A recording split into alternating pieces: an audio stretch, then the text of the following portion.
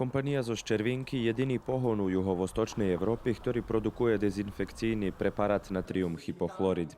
Rozblažená rozpuštenina toho biocidného preparatu znišťuje najväčšie číslo vírusoch, taj i aktuálny koronavírus, ktorý vyvolal pandémiu na globálnym úrovňu, co potvrdzala i Európska agencia za kontrolu i preventívu chorotoch a tiež i Svetová zdravstvena organizácia. Našo podpríjemstvo pririchtuje produkcijní kapacitety, že by toto dezinfekcijné sredstvo puščelo do šljebodného obtoku.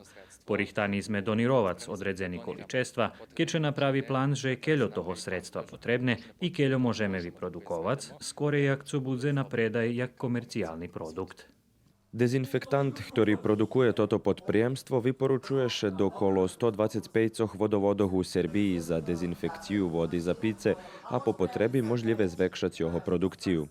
Zo zvlády Serbiji najavené, že še u sotrudníctve zo stotu kompaniju probuje ublažiť nedostatok natrium hypochloridu, jedinoho sigurnoho preparatu u prevenciji šírenia vírusoch, a toto informáciu potvrdil i predsjedatelj Privrednej komory Serbiji Marko Čadež.